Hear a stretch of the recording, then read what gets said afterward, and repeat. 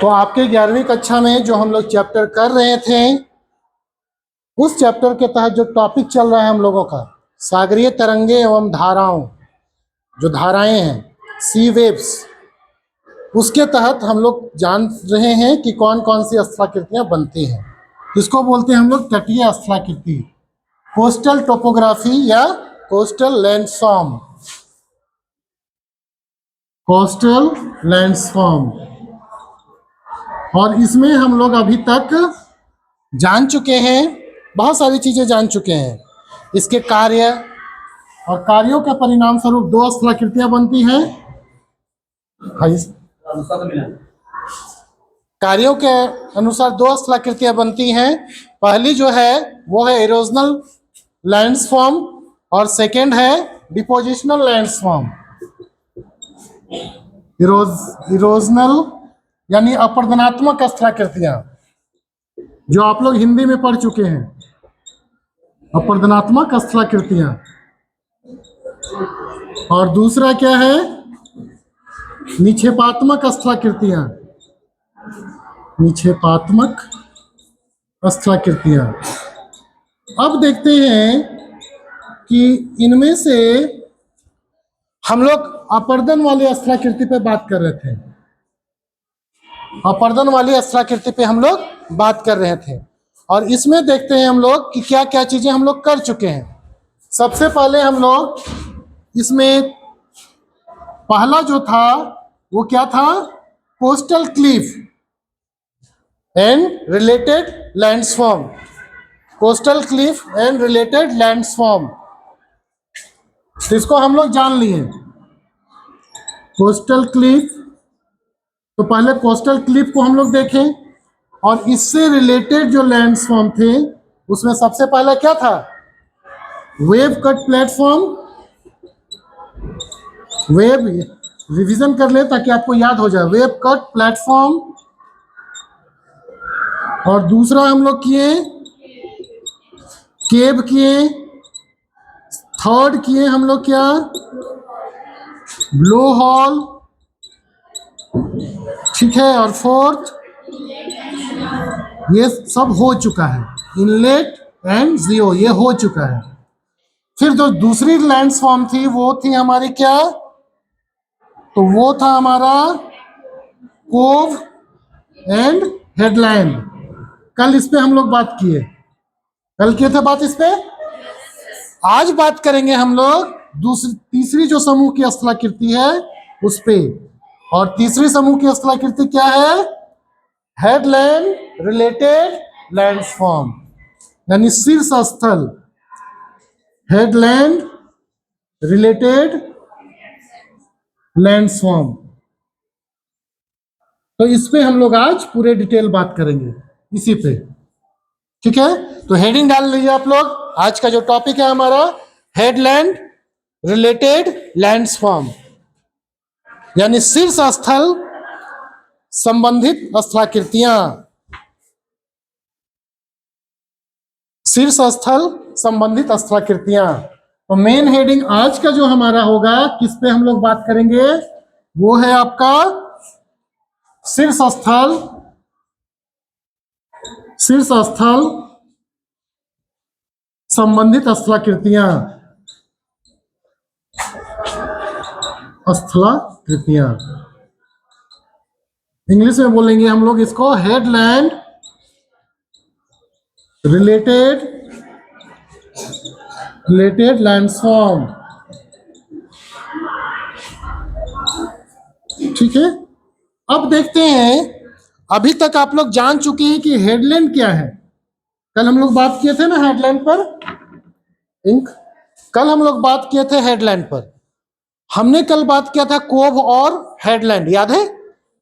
उसमें हम लोग बोले थे कि समुद्र तटीय क्षेत्र में कठोर और मुलायम चट्टानें जो होती हैं, कठोर और मुलायम चट्टानें एक क्रम से स्थापित होती हैं। सबसे पहले कठोर, उसके बाद मुलायम, उसके बाद कठोर, उसके बाद मुलायम।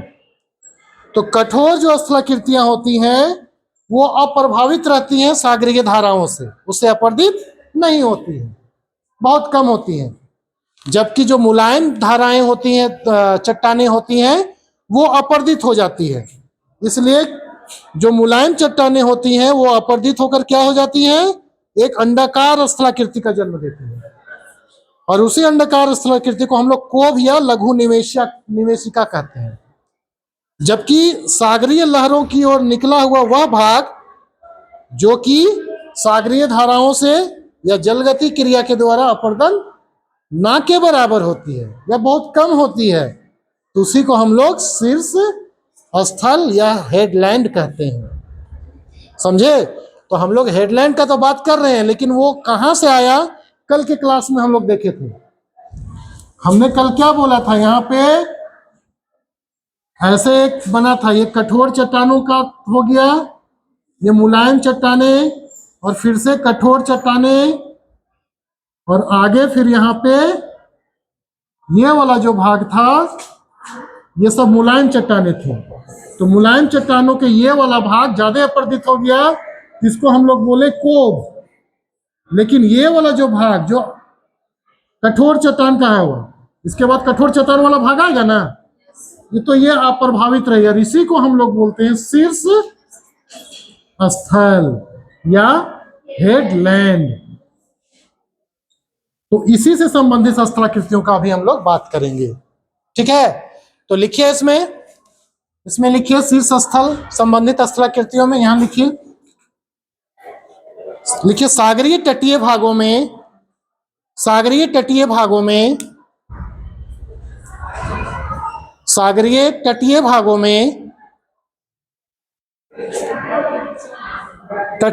में लघु निवेशिकाओं के साथ बनने वाले लघु निवेशिकाओं ब्रैकेट में कोभ, लघु निवेशिकाओं के साथ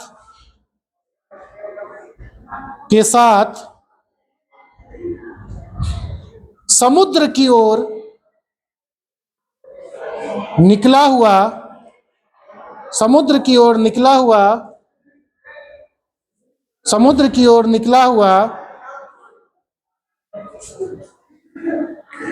कठोर चट्टानों पर निर्मित, समुद्र की ओर निकला हुआ कठोर चट्टानों पर निर्मित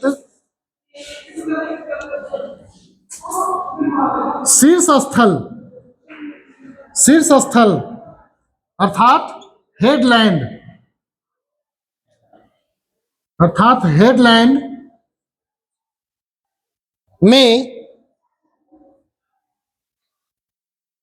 में सागरीय धाराओं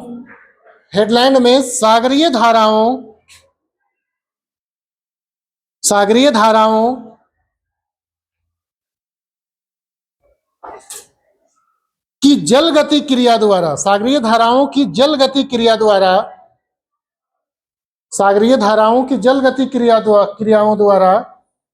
जलगति क्रिया द्वारा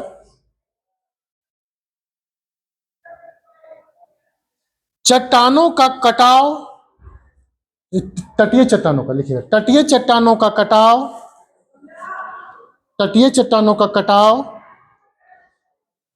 अथवा अपर्दन,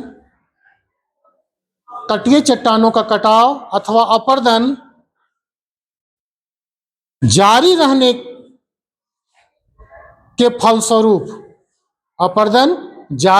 के फलस्वरूप शीर्ष स्थल अथवा हेडलैंड में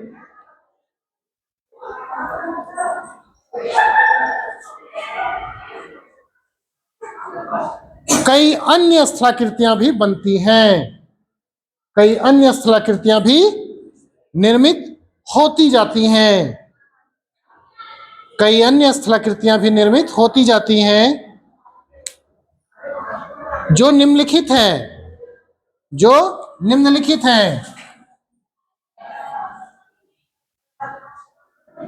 तो पहला में लिखिए रोमन के छोटे अंक में, वो क्या लिखवाए थे, नेचुरल आर्च, यही था natural arc. Natural arc, ARCH, जिसको हम लोग प्राकृतिक खांच भी बोल सकते हैं। उसके बाद दूसरा है नेचुरल कैब। उसके बाद तीसरा है स्टैक, और चौथा है स्टंक, स्टक है ना, स्टक, स्टैक और स्टक, यही है ना। इसको आप लोग लिख लीजिए। तो ये जो चारों आपको दिखाई दिए ये सब हेडलैंड, यानी इससे ये जो निकला हुआ भाग है, ठीक है ना, इसको अभी हम लोग ऐसे बनाएंगे, निकला हुआ भाग सागरीय तट से आगे की ओर, ठीक है, ऐसे ऐसे ऐसे खांच बनेगा। तो ये वाला भाग कौन है, ये वाला भाग है, ठीक है, ये वाला भाग है। इसको अभी मत बनाइएगा, तो एक एक करके हम लोग देखते हैं।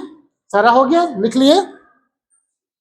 तो पहला है natural arc, second natural cave, stack और स्टक। ध्यान दीजिएगा कि आपके एनसीईआरटी 11th क्लास में सिर्फ स्टैक का जिक्र है, जहां तक मैं देख पाया था स्टैक का। तो अगर जब तक आप लोग ये दोनों नहीं समझिएगा तो स्टैक कैसे बनता वो आपको पता नहीं चलेगा, ठीक है ना। सीधे अगर मैं स्टैक में चला जाऊं तो ये दोनों की बनने की प्रक्रिया नहीं समझिएगा तो ये आपको नहीं समझ में आएगा। इसलिए उसको जानने के लिए हम लोग को वो दोनों को भी जानना पड़ेगा। आगे आप जाइएगा सेमेस्टर 1 में डिग्री की कक्षाओं में, तो वहां ये पूरा डिटेल और भी जानना पड़ेगा, ठीक है ना। तो हो गया। तो पहला हेडिंग डालिए आप लोग, सब हेडिंग में नेचुरल आर्क। ये कैसे बनता है नेचुरल आर्क, ठीक है। और इसमें लिखिए लिखिए सागरीय धाराओं द्वारा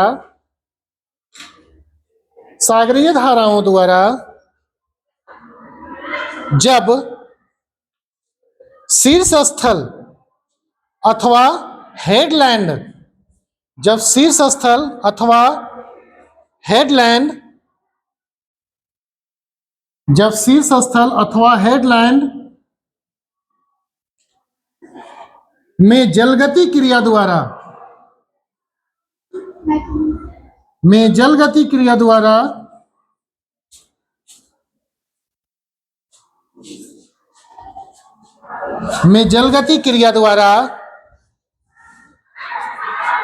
कटाव अथवा अपरदन जारी रहता है, कटाव अथवा अपरदन जारी रहता है,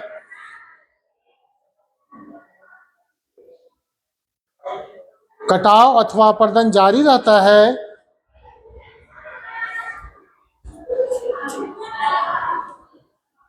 तो इसके परिणाम स्वरूप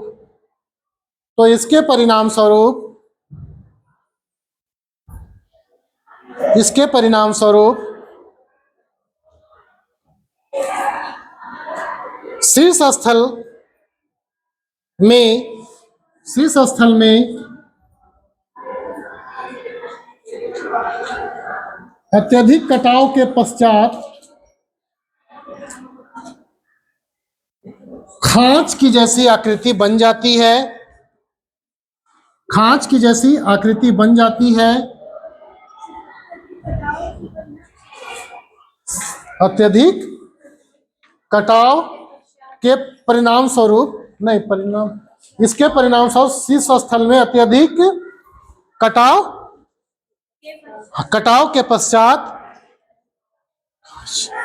खांच की जैसी आकृति बन जाती है, खांच की जैसी आकृति बन जाती है, उसे ही नेचुरल आर्क के नाम से जाना जाता है, उसे ही नेचुरल आर्क के नाम से जाना जाता है, नेचुरल आर्क के नाम से जाना जाता है। तो देखिए ये फिगर कहां से आया, तो ये वाला भाग है कौन सा, ये शीर्ष स्थल को दिखा रहा है, ठीक है। और शीर्ष स्थल का जो इस भाग में सागरीय लहरों के द्वारा अपर्दन जारी रहता है जल गति की द्वारा। इसका जो शीर्ष स्थल का अंतिम वाला छोर होता है उसको और पतला करके खांच की जैसा आकृति बना देता है, और इसी को हम लोग बोलते हैं नेचुरल आर्क। ठीक है, तो इस फिगर को बना लीजिए, इसके साथ बनाइएगा, ज्यादा अच्छा रहेगा। दोनों को साथ में बनाइए तो समझ में आएगा। बनाइए इसको, फिर आगे बढ़ते हैं।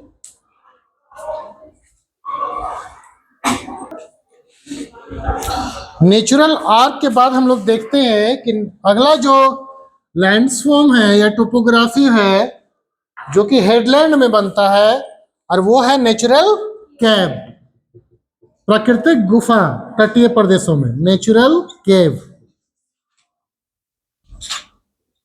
Natural cave. ठीक है, लिखिए इसमें लिखिए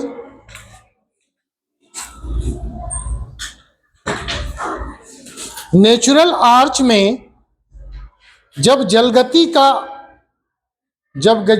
कार्य, नेचुरल आर्च में जब जलगति क्रिया लगातार जारी रहती है, लगातार जारी रहती है, लगातार जारी रहती है, तो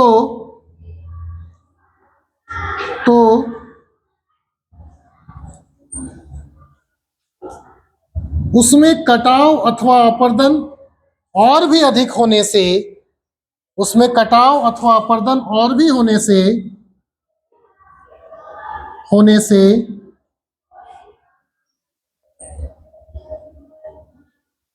गुफा जैसी स्थलाकृति बन जाती है, गुफा जैसी स्थलाकृति बन जाती है, जिसे नेचुरल केव के नाम से जाना जाता है, जिसे नेचुरल केव के नाम से जाना जाता है,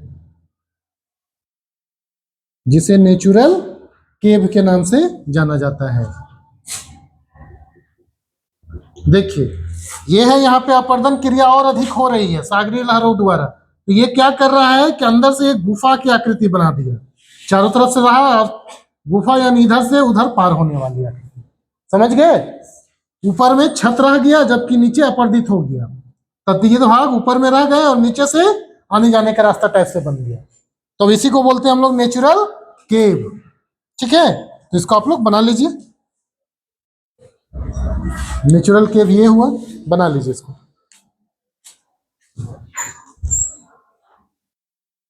नेक्स्ट जो लैंडफॉर्म है वो तीसरा है स्टैक। स्टैक, इसमें लिखिए नेचुरल केव में जल गति क्रिया के द्वारा, देखिए नेचुरल केव में जल गति क्रिया के द्वारा, नेचुरल केव में जल गति क्रिया के द्वारा जब अपर्दन अथवा कटाव जारी रहता है, नेचुरल केव में जल गति क्रिया द्वारा जब अपर्दन अथवा कटाव जारी रहता है, तो उसके परिणाम स्वरूप, अपर्दन या कटाव जारी रहता है तो उसके परिणाम स्वरूप नेचुरल केव यानी प्राकृतिक गुफा का ऊपर छत वाला भाग, नेचुरल केव का ऊपर छत वाला भाग टूटकर, देखिए यहां पे ये वाला भाग टूटकर नीचे समुद्र में गिर जाता है। समझ रहे हो बात को? समुद्र में भाग गिर जाता है, देखिए नीचे टूटकर समुद्र में गिर जाता है। तो इस प्रकार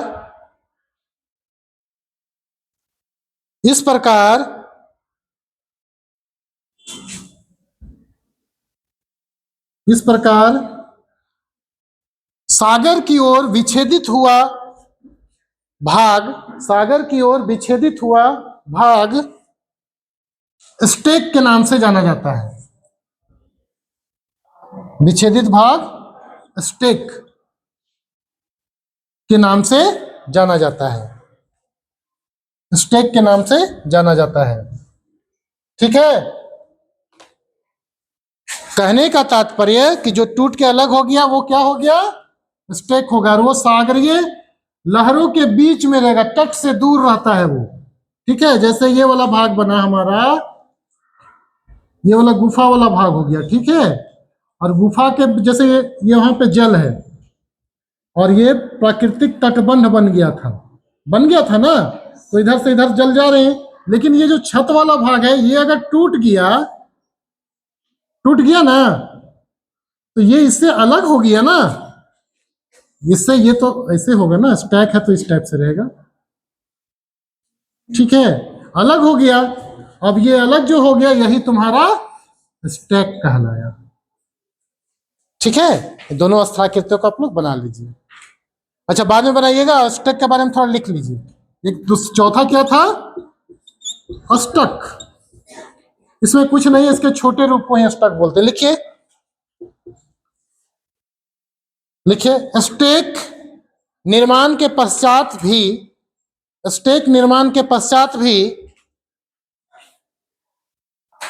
जब उसमें अपर्दन या कटाव जारी रहे, स्टैक निर्माण के पश्चात भी जब उसमें अपर्दन या कटाव जारी